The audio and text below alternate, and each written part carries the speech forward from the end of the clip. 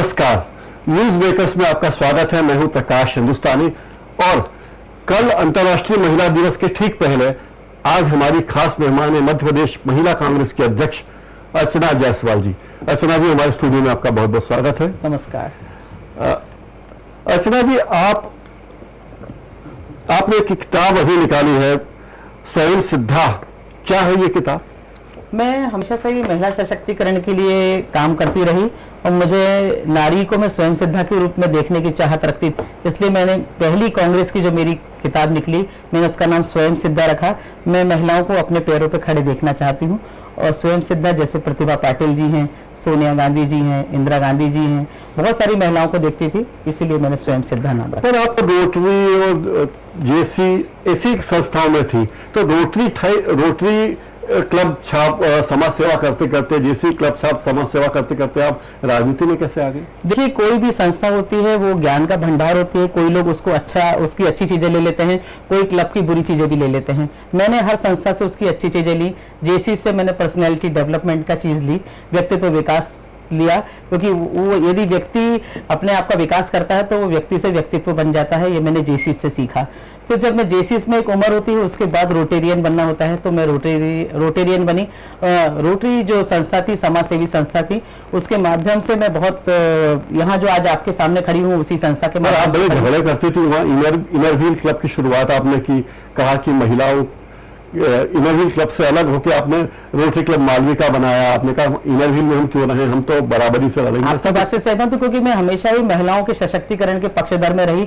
जब मुझे मना किया गया कि आप रोटेरियन नहीं, आप इनर व्हील बनेंगी, तभी हम कुछ हमारी महिलाओं ने, वरिष्ठ महिलाओं ने, हमने सबने मिलकर निश्चित किया कि क्यों ना हम रोटरी संस्था महिलाओं के लिए चालू करें। जब 1993 में Rotary Club of Indore Malvika बना, मैं उसकी संस्थापक सदस्य रही हूँ और मुझे बहुत अच्छा लगा कि उसमें सब वर्किंग वुमेन थी और उसमें हमने महिला सशक्तिकरण के कई आयाम तय किए और बहुत से कार्यक्रम तय करते करते आज मैं आपके समक्ष खड़ी हुई हूँ। आप अपने नाम के आगे आजकल डॉक्टर लिखने लगी हैं, तो क्या पढ़ाई क्या? लोग कहते हैं कि आपको 12वीं पास है, फर्जी डिग्री आपके पास है। नहीं, फर्जी डिग्री नहीं है ये? नहीं, बिल्कुल मुझे पढ़ने का शौक शुरू से ही रहा। मैंने काफ़ी सारे डिप्लोमा भी किए और मैंने बीएससी की, उसके बाद मैंने एमफिल की, फिर पीएचडी की, क्योंकि मैं महिलाओं के बीच में रही तो मुझे लगता था कई महिलाएं बहुत ज़्यादा पढ़ी लिखी हैं, परंतु वो कई बार तनाव में देखी गई। तो मुझे लगता है कि महिलाएं यदि अपने लिए 1 घंटा भी काम कर लें तो तनाव रहित रह सकती हैं और बहुत सारी समाज सेवा भी यदि वो इन्वॉल्व हो जाएं तो उनका जो खाली समय है वो अच्छे काम के लिए बीते।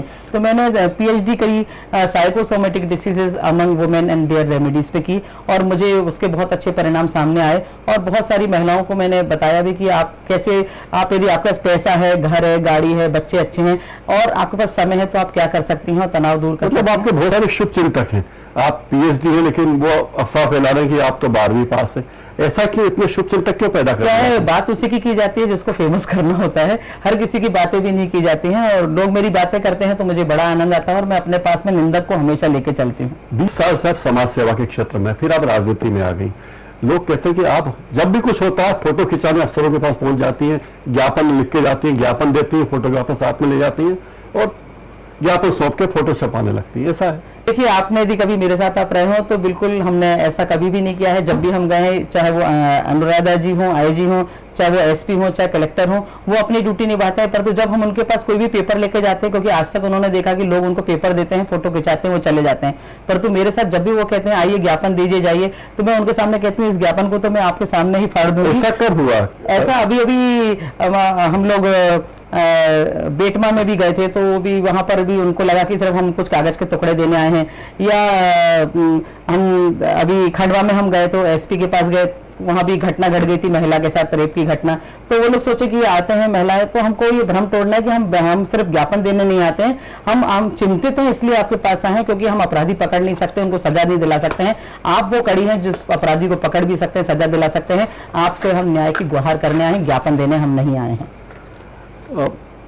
ये कहते हैं कि आप पार्टी में बहुत सारे महिला कांग्रेस से पद बेचती हैं, पैसे लेती हैं और फिर लोगों को पद सौंप देती हैं, क्या ऐसा होता है? देखिए बिल्कुल, ये तो निराधार चीज है और इसमें तो कोई मतलब 1% भी सच्चाई इसलिए नहीं है कि जब से मैं प्रदेश कांग्रेस में आई हूं तब से सत्ता भी यहाँ नहीं है और मैंने प्रदेश कांग्रेस से या महिला कांग्रेस से कहीं से भी कभी भी कोई पैसे की चाहत कभी भी नहीं की है। मैं अच्छी महिलाओं को ढूंढती, क्योंकि मेरी आदत है कि कोई महिला कांग्रेस में कोई महिला आती है कि हम काम करना चाहते हैं तो उसके लिए दरवाजे खुले रखती हूँ, क्योंकि मेरे पास, यदि मैं प्रदेश के अध्यक्ष हूँ तो मेरी ड्यूटी है कि महिलाओं के लिए दरवाजे खुले रखूं और उन्हें वरद हस्त से खुले मन से उनको पद देती हूं, तो लोगों को लगता है कि मैं बहुत सारे पद देती हूं। आप, हाँ, ये भी आरोप है कि आप एक ही शहर में कई लोगों को एक पद दे देती हैं। हाँ।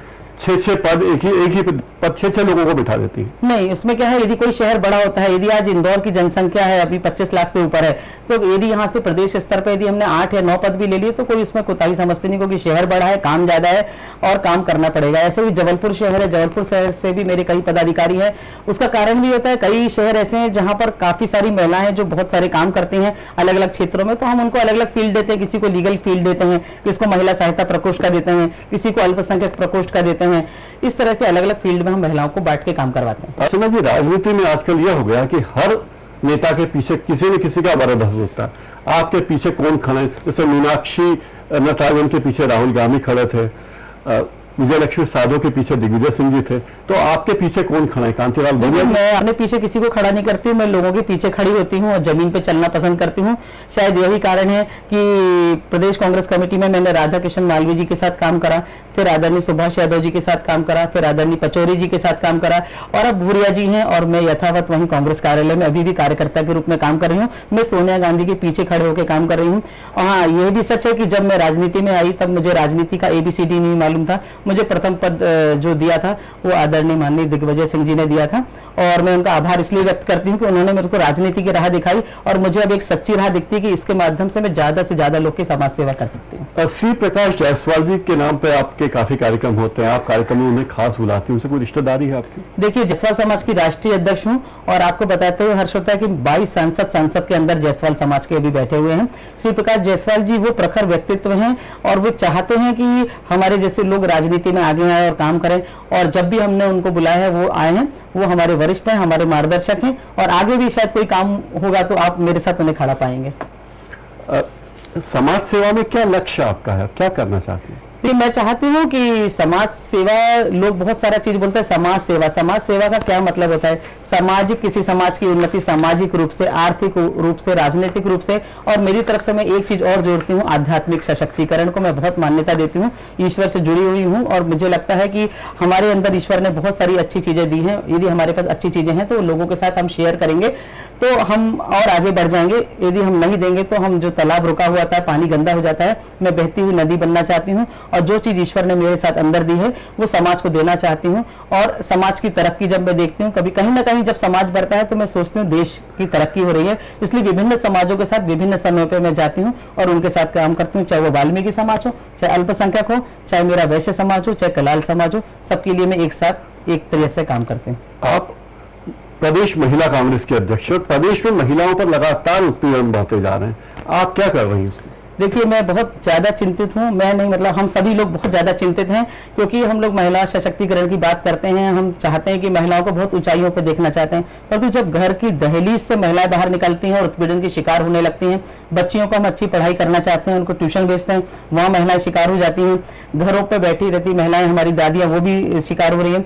हम लोगों ने इसके लिए बहुत सोचा और बहुत समय से मैं पैरालीगल क्लिनिक के माध्यम से महिलाओं की मदद कर रही थी, उनको कानूनी सलाह और घरेलू हिंसा से बचाव और उनके लिए जो कानून बने उनका अधिकार उनको बता दी। घरेलू हिंसा की बात आप कर रहे हैं, 498A में जितने मामले हैं आप पाएंगे कि अधिकांश मामले फर्जी हैं। अभी कुछ दिन पहले, 7 साल पहले, एक लड़की निशा शर्मा, जिसकी कहानी दिल्ली नोएडा में बहुत चर्चित थी, उसे आयरन गर्ल तक कहा गया था, यह पता चला कि उसका केस फर्जी था, उसका किसी और से प्यार इश्क था, उसने आरोप लगा दिया पति पर कि दहेज मांगा जा रहा है, और लड़की रातों रात उसको स्टार का दर्जा मिल गया और अभी कोर्ट ने कहा कि वो फर्जी था, क्योंकि उसने बाद में जिससे शादी की अपने प्रेमी से, उस पर भी दहेज का मामला लगा दिया। तो ये फर्जी मामले हो। देखिए, कई सिक्के के दो पहलू होते हैं। मैं ये नहीं कहती कि उसने गलत करा। कुछ परसेंटेज में महिलाओं के पक्ष में भी रहती हैं क्योंकि महिलाएं प्रताड़ित हो रही हैं, कुछ पुरुषों के पक्ष में भी रहती हैं क्योंकि कई पुरुष भी प्रताड़ित हो रहे हैं। परंतु अभी जो परसेंटेज है वो महिला प्रताड़ना जो हो गई है पिछले दिनों में मध्य प्रदेश में काफी बढ़ गई। इसी कारण मध्य प्रदेश महिला कांग्रेस ने अभी आज से ही महिला दिवस के अवसर पर महिला कांग्रेस के लिए हमारी सहेली महिला हेल्पलाइन चालू की है, जिसमें हर जिले से 3 या 4 महिलाओं के नाम चिन्हित किए गए हैं जो सार्वजनिक रूप से सब जगह पर, स्कूल में, कॉलेज में और सामाजिक संगठनों को दिए जाएंगे। और हम महिलाओं के लिए भी हमने स्वयं देखा है, जब कोई महिला उत्पीड़ित होती है और उसके पास यदि हम लोग चले जाते हैं तो महिलाओं को ये देख के अच्छा लगता है कि मेरे पीछे भी कोई है और उसको फिर हिम्मत भरती है। महिलाएं सशक्त हो रही है, इतनी सशक्त हो रही है कि अपने सहयोगियों को, मित्रों की हत्या तक करवाने लगी, इतनी सशक्त हो गई। देखिए, उनके भी कई, हर चीज के मैं आपको बार बार बोल रही हूँ कि 100% केस ऐसे नहीं है, उसमें 5-10% अपवाद भी होते हैं। तो इसमें यदि शैला मसूद कांड है, मैंने ये देखा कि वो सशक्त थी परंतु उसकी हत्या की गई, सशक्त महिला की हत्या की गई। तो इसका मतलब ये नहीं कि हत्या बहुत सही हुई। हत्या के आरोपी को पकड़ना भी हमारा दायित्व है और उसकी नीचे तक, अंतर तक जाना कि क्यों उसने इस प्रकरण तक आई, कि उसकी सहेलियों ने, या अभी और भी नाम आपके सामने उजागर होंगे। क्योंकि मैं पार्टी की हूं तो मैं बिल्कुल कहना चाहूंगी कि मैं कांग्रेस पार्टी से हूं और भाजपा के कई दिग्गज नेताओं के नाम आ रहे हैं। तरुण विजय को बचाने के लिए भी कई दूसरे शख्सियत लोगों के नाम आ रहे हैं। हत्या हुई है, हत्या के आरोपी को पकड़ना, उन अपराधियों को सजा दिलाना, चाहे वो किसी भी पार्टी का हो। यदि वो गलत करता है तो गलत है और सही करता है। आपके परिवार में कोई और भी है राजनीति में? देखिए, मैं आई हूँ, मैं पूरे 24 घंटे में से 16 घंटे देती हूँ। मेरे परिवार के लोगों ने कहा एक ही काफी है, और कोई राजनीति में नहीं है। ये कहा जाता है कि आप दूसरों के काम का श्रेय लेने में माहिर हैं। जैसे इंदौर में इंदिरा गांधी जी की प्रतिमा लगी, तो जब झंडा लेकर आगे आने की बात है तो आपने क्रेडिट ले ली। प्रतिमा लगाने के लिए और लोग आए, जिसमें उमा शशि शर्मा भी शामिल थे, क्योंकि इंदिरा गांधी कोई कांग्रेस की प्रधानमंत्री नहीं तो देश की प्रधानमंत्री थी। तो उनकी प्रतिमा की प्रतिष्ठा करने में हर व्यक्ति गौरवान्वित महसूस होता है। देखिए, मैंने कभी भी नहीं कहा, परंतु मुझे ऐसा लगा कि सामूहिक प्रयास था। परंतु जहां जहां प्रयास करने थे, जहां मूर्ति बनवानी थी, ग्वालियर, वहां हम लोगों ने मूर्ति बनवाई। पूरे कांग्रेस जनों ने इसमें साथ दिया, क्योंकि मैंने जब मूर्ति देखी, जब बहुत छोटी मूर्ति लगी थी, कई हमारे कांग्रेस के कार्यकर्ता ने लगाई थी, तो मुझे देख के खराब लगता था कि इतनी अच्छी देश की प्रख्यात महिला, विश्वविख्यात महिला, और उनकी प्लास्टर ऑफ पेरिस की मूर्ति लगी थी, उसी पे सब माला अर्पण करते थे। मैंने उसी वक्त जिस दिन माला डाली, मैंने सोचा आज के बाद इस मूर्ति पे माला नहीं, जब तक अच्छी मूर्ति नहीं लगेगी। उसी दिन से कार्रवाई चालू हुई। परंतु भाजपा का शासन था, चौराहा नगर निगम ही दे सकता था। उमा शशि जी ने चौराहा काम करा, परंतु चौराहा बहुत दिनों से दिया जा चुका था। वल्लभ भवन हम लोगों ने बहुत चक्कर लगाए। उसके बाद सब कांग्रेसियों को बोला गया कि कांग्रेस की महिला हैं, इंदिरा गांधी हैं, हमारी वरिष्ठ मार्गदर्शक हैं, उनका लिए पैसा हम भाजपा से नहीं लेंगे। तब पहली बार ऐसी प्रतिमा कहीं लगी है जो कांग्रेस के कार्यकर्ताओं के पैसों के द्वारा दी गई है। परंतु इंजन तो एक ही होता है, इंजन आगे जाता है, डब्बे चलते हैं।